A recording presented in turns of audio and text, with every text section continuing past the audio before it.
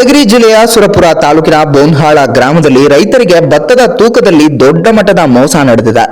ಮಂಜುಳಾಪುರ ಗ್ರಾಮದ ಬೀರಮಲ್ಲಪ್ಪ ಎಂಬ ವ್ಯಕ್ತಿಗೆ ಸುಮಾರು 50ರಿಂದ 60 ರೈತರು ತಮ್ಮ ಭತ್ತವನ್ನ ಮಾರಾಟ ಮಾಡಿದ್ದಾರೆ. ಆದರೆ ಪ್ರತಿಯೊಂದು ಚೀಲಕ್ಕೂ 7ರಿಂದ 8 ಕೆಜಿ ತೂಕ ಕಡಿಮೆ ತೋರಿಸಿರೋದು ರೈತರ ಗಮನಕ್ಕೆ ಬಂದಿದೆ.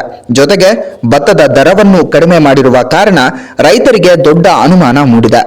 ವರ್ಷವಿಡೀ ಬೆವರು ಬೆಳೆದ ಬೆಳೆ ಮಾರಾಟ ಮಾಡುವಾಗ ಈ ರೀತಿಯ ಅನ್ಯಾಯವಾಗಿರೋದು ಅವರಿಗೆ ಶಾಕ್ ಆಗಿದೆ. ಗ್ರಾಮೀಣ ಪ್ರದೇಶದಲ್ಲಿ ಇಂದಿಗೂ ಹಲವೆಡೆ ಡಿಜಿಟಲ್ ತಕ್ಕಡಿಗಳ ಬದಲು ಸಾಂಪ್ರದಾಯಿಕ ತಕ್ಕಡಿಗಳನ್ನು ಬಳಸಲಾಗ್ತಾ ಇದೆ. ಇದರಿಂದ ವ್ಯವಹಾರದಲ್ಲಿ ಮೋಸ ನಡೆಯುತ್ತಲೇ ಇದೆ. ಈ ವಿಷಯದಲ್ಲಿ ಯಾವುದೇ ಅಧಿಕೃತ ದಾಳಿ ಅಥವಾ ಪರಿಶೀಲನೆ ನಡೆಸದೇ ಇರೋದು ರೈತರನ್ನ ಇನ್ನಷ್ಟು ಕಂಗಾಲು ಮಾಡಿದೆ. ಸರಿಯಾದ ಮಾರುಕಟ್ಟೆ ವ್ಯವಸ್ಥೆ, ತೂಕದ ನಿಗಾವಳಿ ಇಲ್ಲದ ಕಾರಣದಿಂದಾಗಿ ಅನ್ನದಾತರು ನಷ್ಟಕ್ಕೆ ತುತ್ತಾಗ್ತಾ ಇದ್ದಾರೆ. ಬೋನ್ಹಾಳ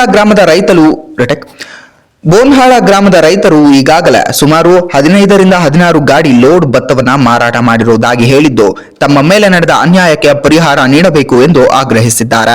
ಸಮಸ್ಯೆ ಬಗೆಹರಿಯದೆ ಹೋದರೆ ಪ್ರತಿಭಟನೆಗೆ ಇಳಿಯುವುದಾಗಿ ರೈತರು ಎಚ್ಚರಿಸಿದ್ದಾರೆ.